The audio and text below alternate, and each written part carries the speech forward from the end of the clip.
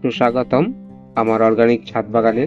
আর সকাল সকাল এসে দেখি আমার একটি শশা গাছের চারা মারা গেছে।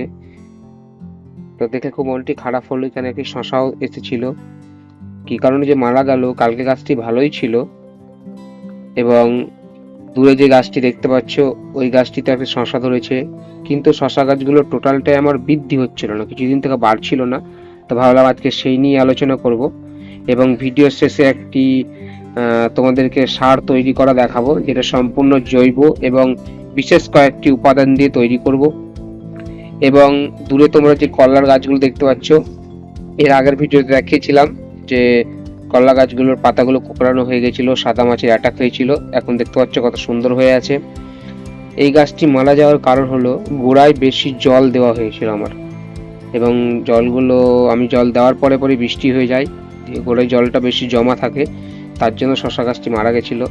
তো তোমরা খুব ভালোভাবে মনে রাখবে যে শশা গাছে বেশি জল দিলেও সমস্যা, আবার জল কম হলেও কিন্তু শশা তেতো হবে।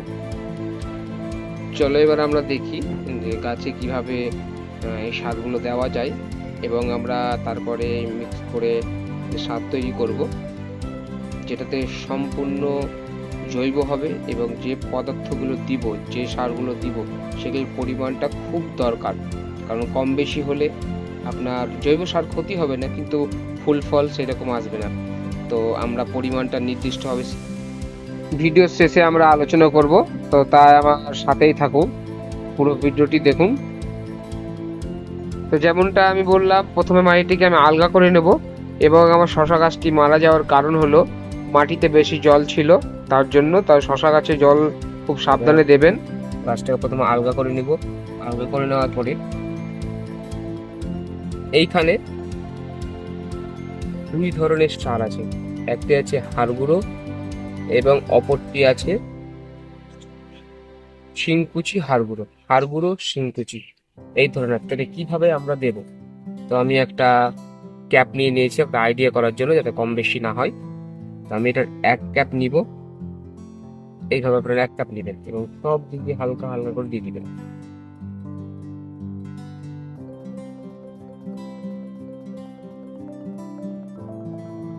এবং এই ক্যাপেরই 1 কাপ হাড় গুঁড়ো নেবেন। এইভাবে হাড় গুঁড়ো নিয়ে এইগুলোকে সব দিকে দিয়ে দিবেন হালকা হালকা করে।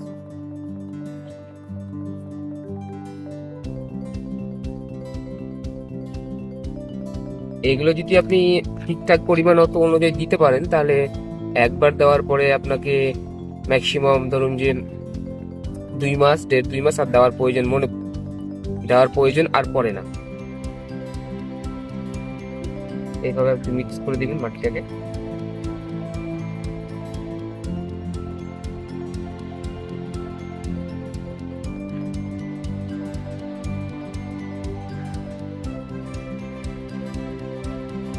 আমরা দিয়ে দিব, এইভাবে আমরা জলটা দিয়ে দিব।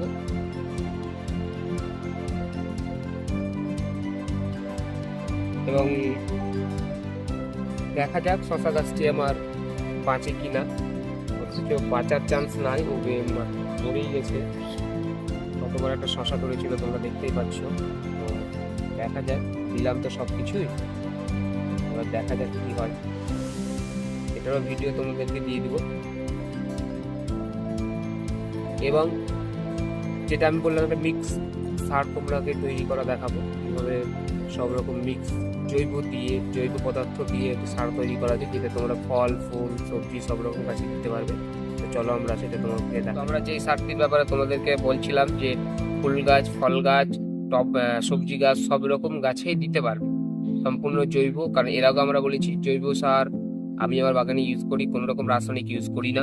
তো কিভাবে দিবেন, এখানে আমি মেনলি 4টি জিনিস নিয়েছি। কি কি আপনাদেরকে বলে দিই। প্রথমে হলো আপনার খই, যেটা সর্ষের তেল থেকে পাওয়া যায়, খই। দ্বিতীয়ত নিয়েছি হাড় গুঁড়ো, তৃতীয়ত নিয়েছি শিংকুচি, আর চতুর্থ নিয়েছি নিম খই। টোটাল 4টি পদার্থ। কোনটা কি পরিমাণে দেবো সেটা আপনাদেরকে দেখাচ্ছি। আপনাদেরকে বোঝানোর জন্য আমি এখানে একটা ক্যাপ নিয়েছি, যেটা আপনাদের একটা পরিমাণ নির্ধারিত করার জন্য। আপনাদের বড় লাগলে এরকম ধরনের নিতে পারেন, বা এর থেকেও বড় নিতে পারেন। আপনাদের যেরকম সারটা তৈরি করবে সেই অনুযায়ী নিয়ে নেবেন। আমি শুধু এখন অল্প করে আপনাদের একটা ধারণা দেওয়ার জন্য, একটি পার্সেন্টেজ বোঝানোর জন্য বলছি। এটার একমুখী দিবেন নিম, এটার একমুখী দিবেন খোল, এটার একমুখী দিবেন হাড় গুঁড়ো দিলেন, এবং এটার একমুখী দিবেন শিংকুচি। এটা হয়ে গেল। এবার যেটা নিম খোল, এটার অর্ধেক দিবেন, অর্থাৎ এর আগে যে 3টি জিনিস আপনারা দিয়েছেন সেগুলো দিয়েছেন এটার 1 ক্যাপ করে, অর্থাৎ একমুখী করে, কিন্তু এটা দিবেন অর্ধেক, হাফমুখী, মানে ওইগুলো যেই পরিমাণে দিয়েছেন তার এটা অর্ধেক লাগবে। এবার এটাকে দিয়ে দেওয়ার পরে এটাকে অর্ধেকটা এরকম হয়ে যাবে 4টি জিনিস।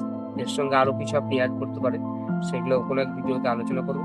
এটাকে হালকা করে মিক্স করে দিন,